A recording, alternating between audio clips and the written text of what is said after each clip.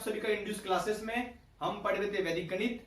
वैदिक गणित में हम पढ़ रहे थे स्क्वायर निकालना, वर्ग निकालना, और इसके पहले हमने स्क्वायर का एक सूत्र पढ़ चुके हैं। आज हम पढ़ने वाले दूसरा सूत्र, जिसका नाम है, वैसे काफी बड़ा नाम है, इसका नाम है यावदूनम तावदूनिकृत्य वर्गेन योजयेत। ठीक है, ये इसका नाम है, काफी बड़ा नाम है, बोलने में भी एकदम अधर भी लगता है। ये सूत्र बहुत सिंपल है, इससे आप किसी भी संख्या का स्क्वायर निकाल सकते हो। तो चलिए कुछ एग्जांपल हम लेते हैं। ठीक है, आपको एक बात का ध्यान रखना है कि 10n और 10 की गुणज, इन दो संख्या का हम स्क्वायर से निकालेंगे। 10n मतलब क्या? 100, 1000, 10,000, ये सब क्या है?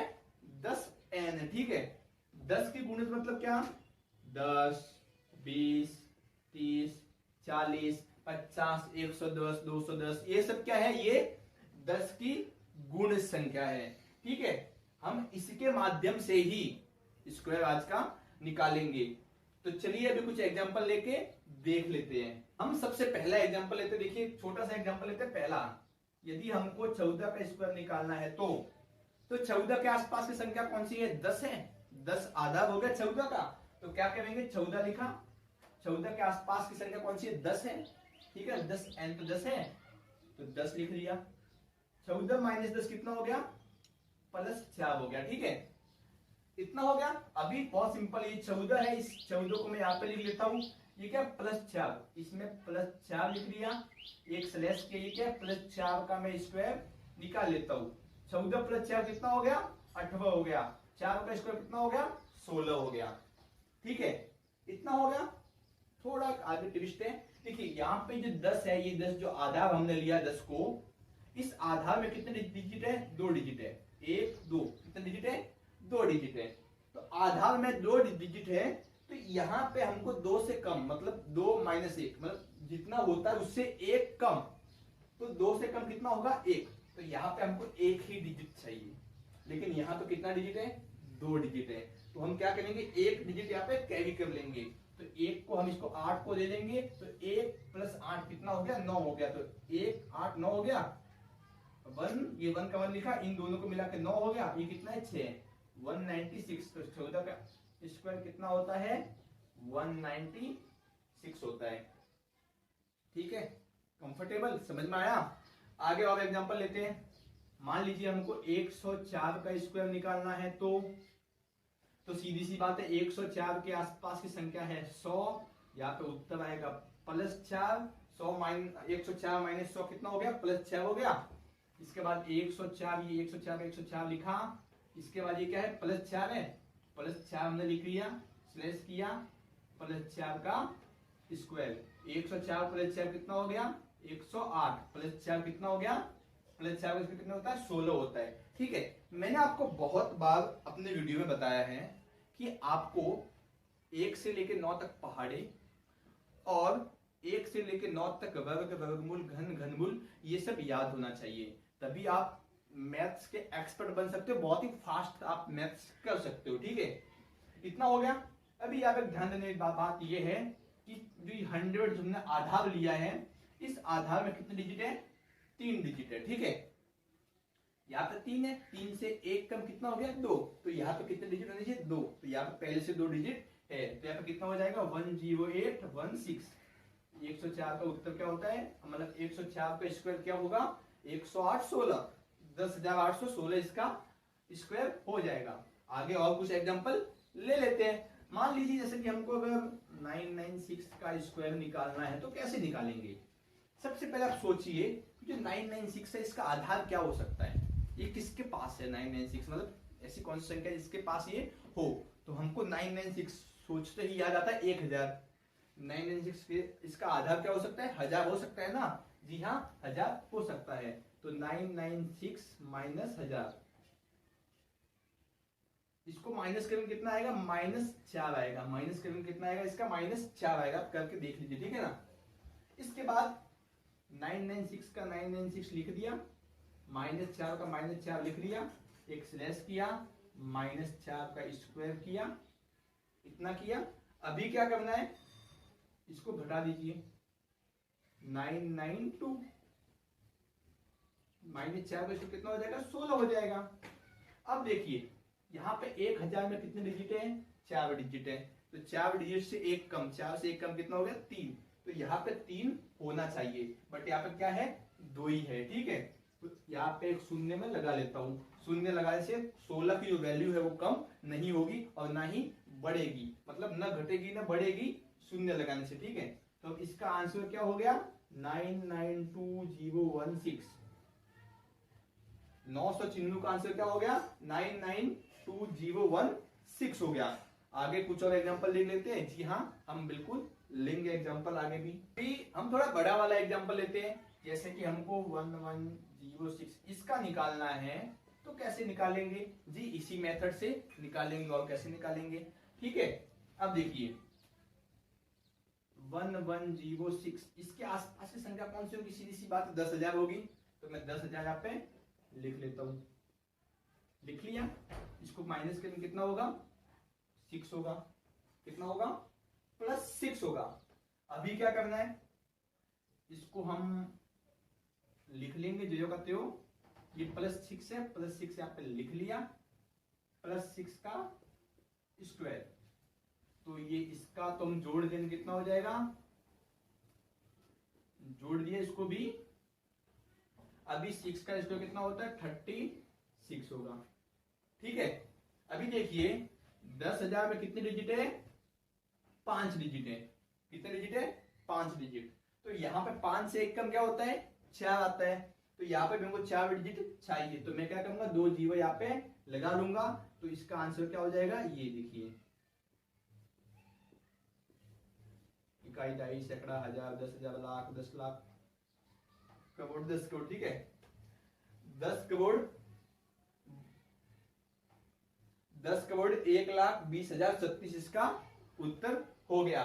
ठीक है, तो हमने ये भी कर लिया। अभी कुछ और आगे सवाल देख लेते हैं। जो सवाल देखेंगे हम वो थोड़े अलग टाइप के होंगे।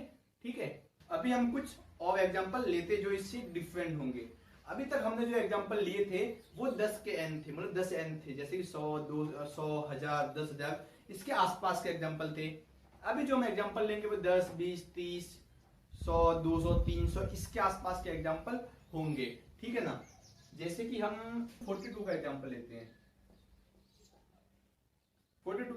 ठीक है, इसको करना है तो भाई ये तो 10 के आसपास भी नहीं है, बहुत दूर है, 10 से लंबी है, 100 से भी बहुत लंबी है। तो ये कैसे होगा जी, बड़ा सिंपल आराम से होगा। देखिए 42 लिखा, 42 के आसपास की ऐसी कौन सी संख्या है जो 10 की गुणज हो, मतलब कि जिसके पीछे जीरो आ जाए। तो 40 है ना, कितना है 40, इसको घटा दीजिए, कितना हो जाएगा, 2 हो जाएगा। अभी क्या करना है, देखिए ये जो 40 है, ये 40 4 गुणे 10 इसको हम लिख सकते हैं। जी हाँ, आराम से लिख सकते हैं। इस 40 को हमने क्या लिखा, 4 गुणे 10 लिखा। तो ये इसको हम कहेंगे उप आधार, इसको क्या कहेंगे, उप आधार, इसको कहेंगे मुख्य आधार। ठीक है, ये अपना उप आधार है, ये क्या है, अपना मुख्य आधार। वैदिक गणित इसको इस प्रकार हम कहते हैं। अभी क्या करेंगे, 42 है, इस 42 में ये क्या प्लस है ना, तो इस प्लस को जोड़ देना है, +2 को जोड़ देना है, और गुणे ये कितना है 4, इस 4 से गुणा करना है, बस इतना ही फर्क है। यहाँ पे सिर्फ गुणा करना है इस 4 से, जो अपना आधार है ना, इससे अपने को गुणा करना है। इतना होने के बाद स्लैश ये कितना है, 2 का स्क्वायर। फर्क सिर्फ इतना है कि यहाँ पे इससे गुणा करना है, बस बाकी कोई फर्क नहीं, बाकी सेम टू सेम है। 42 + 2 कितना हो गया, 44 गुणे 4, 2 का वर्ग कितना होता है, 4 होता है। इसका गुणा कीजिए, 16 1 17, ठीक है, 176, ये कितना है 4 है। तो ये क्या हो गया, इसका 42 का स्क्वायर हो गया 1764। ठीक है, और कुछ एग्जांपल ले लेते हैं। जी हाँ, बिल्कुल लेते हैं। 59 का लेते हैं, कैसे होगा, देखिए 59 के आसपास कैसी कौन सी संख्या जिसके पीछे जीरो आ जाए, जो कि 10 की गुणज हो। तो 60 है कि नहीं है, तो 59 लिखा, -60, तो -1 इसको आ जाएगा। ठीक है, अब क्या कर देखो 59 है -1, ये देखो 60 जो है हम 60 को 6 गुणे 10 लिख सकते हैं। ठीक है, तो ये क्या 6 आ गया, गुना किससे किया हमने 6 से गुना किया, और यहाँ पे -1 का स्क्वायर, इतना हो गया। अभी देखो 59 - 1 कितना हो गया 58 गुणे 6 -1 का स्क्वायर कितना होता है 1 होता है। ठीक है, अब इसका हमको गुना करना है, तो ये कितना होगा 48 4 गया 30 30 4 34, तो ये यहाँ पे जो 1 है, ये जो 1 इसका गुना किया इतना आया। अभी जो ये 1 है इस 1 को हम यहाँ पे लिख लेंगे, तो ये क्या हो गया इसका स्क्वायर आ गया 3481। ठीक है, और कुछ एग्जांपल लेते हैं। जी हाँ बिल्कुल देख लेते हैं, जैसे कि हम अगर लेते हैं 303 का एग्जांपल, किसी का भी आप ले सकते हो, मैं इसका ले रहा हूं। ठीक है ना, अभी तक हम 2 डिजिट तक चल रहे थे, अभी हम 3 डिजिट पे आ गए, तो कैसे होगा देखिए 303 किसके आसपास संख्या है 300 के आसपास की संख्या है, तो क्या होगा +3, तो 303 जो ये था प्लस ये क्या है 3 है, जो 300 है ना, इस 300 को हम 3 गुणे 100 कर सकते हैं। जी हाँ बिल्कुल कर सकते हैं, तो यहाँ पे हम किससे 3 से गुणा कर देंगे स्लैश इस 3 का स्क्वायर। ठीक है, 303 + 3 कितना हो गया 306 गुणे 3, 3 का स्क्वायर क्या होता है 9। ठीक है, तो 6 कम 6 बचेगा 18 9, इसका गुणा करेंगे कितना आएगा 958, ये क्या है 9 है। लेकिन यहाँ पे आप ध्यान दीजिए कि ये जो 100 है, यहाँ पे 100 आया, यहाँ पे 300। ठीक है, ये 100 जो है ना, ये 100 ना 3 डिजिट है, तो यहाँ पे हमको कितना चाहिए 2 डिजिट तो चाहिए ही चाहिए, तो इसके आगे मैं एक शून्य लगा लेता हूँ, तो 9 की ना तो वैल्यू घटेगी नहीं वैल्यू बढ़ेगी, तो 958 और 09 ये इसका उत्तर हो गया। और कुछ एग्जांपल देख ले। जी हाँ बिल्कुल देख लेते हैं। अब और कुछ एग्जांपल लेते हैं, जैसे कि हम 492 का यदि निकालना है तो कैसे निकालेंगे, सिंपल है, बड़ा ही सिंपल है।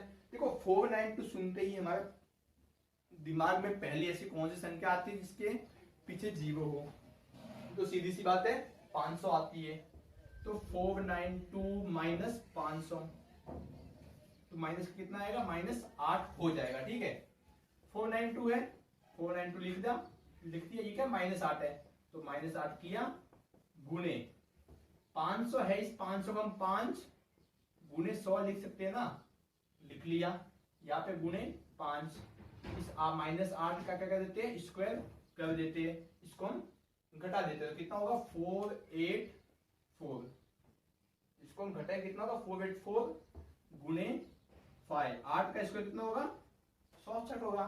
ठीक है,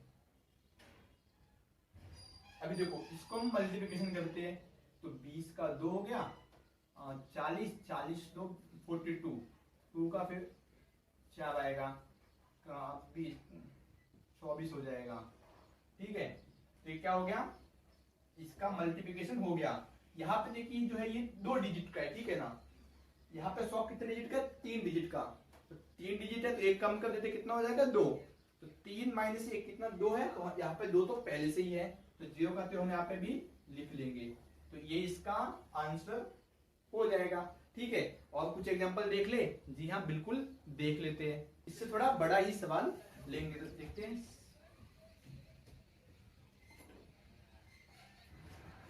हमको इसका निकालना है, तो कैसे निकालेंगे, बड़ा ही आसान है। ठीक है, तो 7989 माइनस इसके आसपास की संख्या कौन सी हो सकती है जिसके पीछे 0 आए, तो हमको 8000 याद आ लो, तो 8000। ठीक है, इसमें से माइनस करेंगे कितना हो जाएगा, तो इसमें इसको इससे माइनस करेंगे कितना होगा -11। ठीक है, -11 आ गया, इतना हो गया।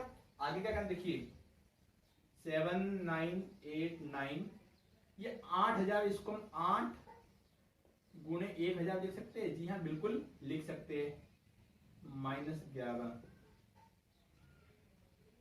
गुणे ये क्या 8 है, इतना हो गया।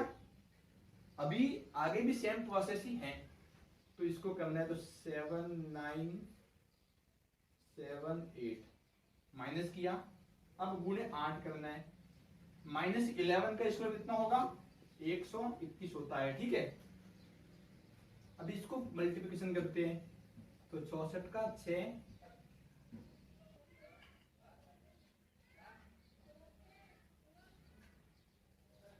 ये इसका हमने मल्टीप्लिकेशन कर दिया तो इसका इतना आंसर आ गया, ठीक है।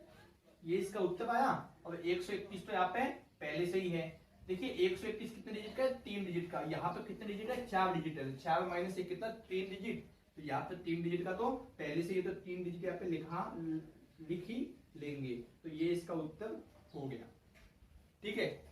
मुझे उम्मीद है कि आपको आज का सूत्र पसंद आया होगा।